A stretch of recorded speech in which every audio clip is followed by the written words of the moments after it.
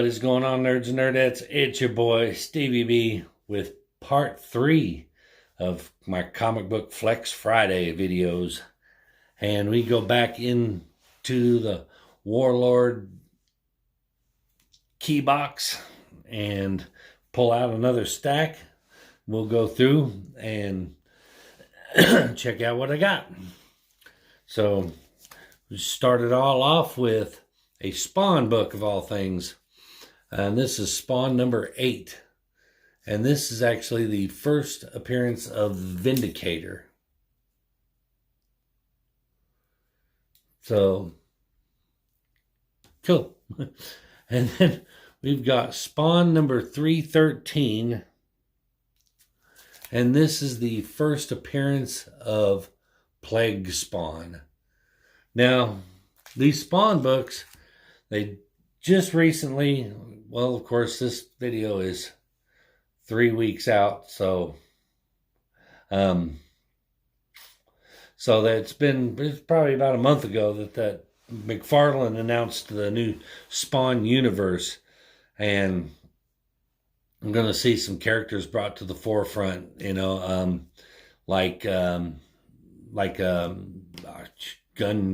Gunslinger Spawn, Medieval Spawn, She Spawn, and all those are going to get their own time in the spotlight. So who knows? Plague Spawn, Vindicator, those little first appearances, never know. And next up we've got, I don't know why this wasn't with my Thor books, but oh well. But we got Thor number 8. And this was when Jane Foster revealed herself to be the female Thor. So the big reveal issue there. And then we've got Daredevil number 255. And this is the first cover appearance and the second appearance of Typhoid Mary. So, digging on that. And you can pick this up for about $10. So, that's what I like to do. I like to hip you people. Share that information. People, when I get to run across these keys that are, underpriced like that, first cover appearance of Typhoid Mary, and I last sold on it was $9. I think so you can get it for about 10 to $15. It's a good deal. Why not pick one up? And this one's kind of a clown. This one I don't think will never ever hold any value. It's a first appearance of a character that will never be, I would say, canon in the Daredevil universe, because this was like a PSA book, public service announcement, and it was on like fire safety of some sort, like how to store gasoline and stuff. And it was just a PSA, and it was Daredevil number 1, but it's the first appearance of Vapora, that they made exclusively for these PSA comics. I don't ever see Vapora being a key player in the Daredevil universe, but whatever. Still a cool book. I mean, it's kind of obscure, neat one for your collection. Then next up, I've got Iron Man number 142, and this is the Iron Man's first appearance of Iron Man's space armor. Again, probably not a major key, but I think it's like a $2 book. But for $2, why not? Now I get into some major keys that have like a miles to grow. I mean, these books, if you don't have these books in your collection now, you better jump on them. I'm telling you, because these books are about to blow up, especially when that HBO Max series comes out, the Green Lantern Corps.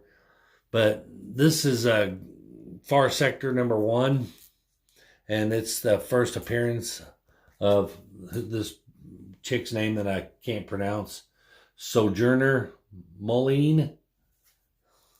I probably butchered that name, but anyway, new Green Lantern character, and I imagine she will probably be making a debut in the Green Lantern Corps.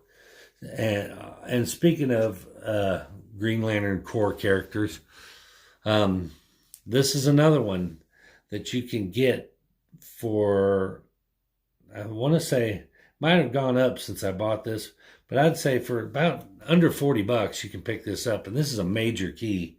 And why it's so undervalued, I don't know. But this is Green Lantern Corps number 201. Yeah. First appearance of Kilowog. So if you don't have this one in your collection, it's a mistake. This one's going to blow up. And another Green Lantern. I will credit Comic Fu. He is the one that tipped me off to the fact that, I mean, the first Sojourner Moline, I had that book anyway before he, made his video. But these two that I'm showing here, this one and this next one, are books that Comic Fu was heavily specking on and suggested, man, you need to get those. And I agreed with him. They were major keys, and I couldn't believe they were that cheap. I just never pursued them because I assumed they were going to be too expensive. But this one is Green Lantern number 25, and this is the first appearance of Larfleeze and Atrocitus.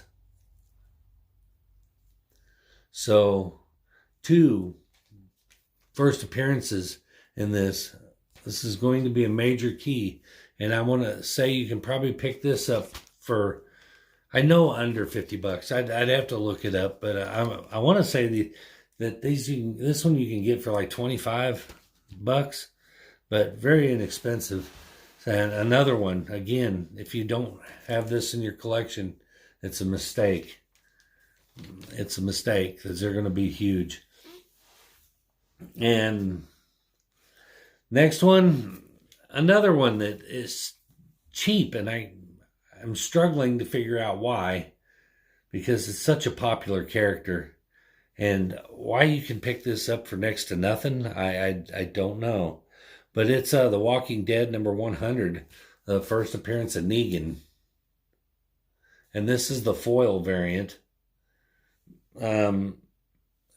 or chromium, I guess. I think this is chromium, but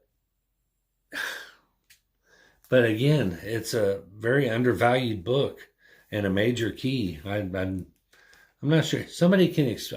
I get that they probably made a gazillion copies of it, but there's so many other books out there, Punchline, that they made a gazillion copies of, but it's still blown up. But Negan, for some reason, first appearance of Negan, I had to double check to make sure. I was so confused as to why they got this so cheap that I was like investigating to make sure, is this really his first appearance, or is this a reprint, or is this I'm like, what the hell is this? But yeah, I'll take it. And this one is the 80th anniversary Joker, 100-page spectacular, with this jock cover. This jock cover is so cool. Mine is very reminiscent of Stuart Sager's covers, but I like it. But this is the origin of Punchline.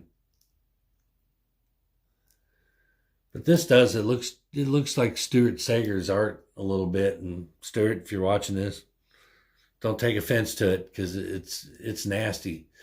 I love it. So it's not an insult, compliment, but compliment to him. But love that cover. But Punchline of Origin, Origin of Punchline. All right, next one. We got another book that kind of, might not, probably not going to be a major key, but I like the character. So Dark Knights Death Metal, Legends of the Dark Knights, #1, which is the first appearance of Robin King. So I picked it up. I don't think that character is going to go far. I really don't think the Batman Who Laughs has got the legs to stand up for the long haul. I think he's a flash in the pan, and the problem is that they found some people liked it and they jumped on it. So now it's like a kid with a new toy. Now they want to play with it every day. They want to put him in everything, and then they're going to saturate the market with him, and then they're going to play with this new toy so much that you get bored with it, and then it's going to end up sitting in the closet somewhere collecting dust. And that's what's going to happen to the Batman Who Laughs, I'm afraid, is they're going to saturate the market with it, and he's going to be in everything, and you ain't going to be able to pick up a book without somebody who laughs being in it, on it, or about it, and people are going to get burned out on it, and they're probably, most people are already kind of over it already. So it's one of those characters. Treat him like the McRib. The McRib's a shitty sandwich. It's the most disgusting thing that ever on the planet. There's nothing about that even resembles a rib, but McDonald's only releases it sparsely, so it's a big event and it's a big deal. So all these sheep run out there to, oh my God, the McRib is back. The Batman Who Laughs is the McRib of the comic books. Release him in small doses periodically here and there, and he might have the legs to stand up.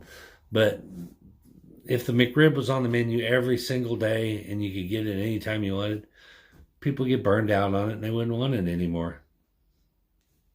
Batman Who Laughs. So my little bit of insight there. But anyway, on to the next one. Next one is Batgirl #50. And this is the first comic book appearance of Ryan Wilder, the new Batwoman, who they debuted on the CW Batwoman series. Again, will that boat float? Who knows? But one that will float and will stand the test of time and will always be a key and will never, ever not be a key.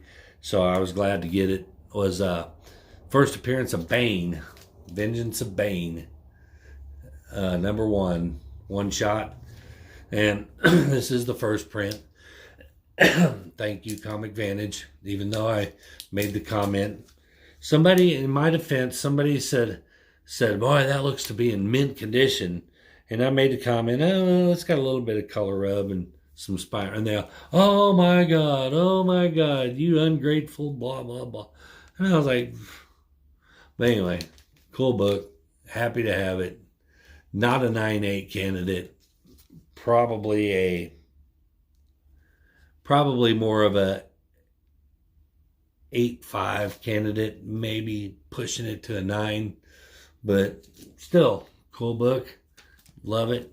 Major key will never not be a major key. And this one's a fun one because I got this one because of a little speck that was out there, but this is questionably the first appearance of Punchline as a child. Batman #664. Nobody has really, I don't think it's ever been discredited yet. I don't think the creators have said, no, that's not Punchline or anything. I could be wrong. Let me know in the comments. But the little girl that shows up in there with her little purple cheek definitely looks like it could be Punchline. I'll just put a little, you tell me. Is that Punchline? Looks like Punchline. But anyway, I picked it up anyway. And this book, another dollar bin book that has unlimited potential, could become something someday. Maybe not a dollar bin, but you can get this for $5 or under. And that's Shadow of the Bat #1. I've got the collectors still in the poly bag and everything. and this is a first appearance of Victor Zsasz. So another one that wouldn't hurt to have in your collection. I think most people got it. And next up is Batman Beyond number 38, and this is the first appearance of Batwoman Beyond. So not a bad one to have there. And the last book, again in that same thing, is Batman Beyond number 40, and that is Batwoman's identity is revealed to be Kane. What's her name? Anyway, Kate Kane, something like that. But anyway, so that's part 3. Let me know in the comments what was your favorite book. Correct me if I'm wrong on some stuff, because there's probably some stuff I'm wrong on. Oh wait, one more book before we go. I set this on the side because, I had to. This is another first appearance. Will it ever become anything? Never. Not in a million years will this first appearance ever blow up into anything. Because, let's face it, the first appearance of this character is so unlikable and so grating and just annoying as hell that nobody really likes him. But this is Leave on the Light number 3, and this is the first appearance of Comic Fu in a comic book. I'm mean. I'm fucking mean. I know it. But it is. Old Mr. Golden has been on Comic Fu's show a couple of times, and I guess they've been corresponding through Instagram and stuff. But old Golden drew Fu into the comic books. I'll see if I can find it, and I'll post a picture of him right there. But yeah, first appearance of Fu in a comic book. That's going to wrap it up for this one. I hope you enjoyed part 3. Let me know what's your favorite in the comments. Make sure you like, subscribe, share, and all that good stuff. Please share. Help me grow this channel. I'm really trying to hit that 1,000 sub mark. Like I said, I've been in this stalemate at the 865 to 75 mark for quite a while with no movement. So help me out. Tell me what you'd like to see on the channel.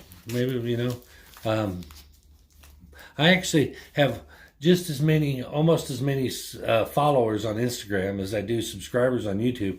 I don't ever do anything on Instagram, so there you go.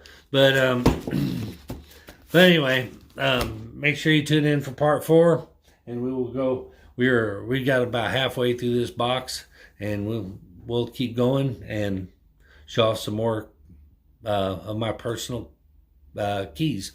But that's gonna do it. So remember, like my shit, comment on my shit, subscribe to my shit, turn that bell on so you don't miss part 4 of this shit. Peace.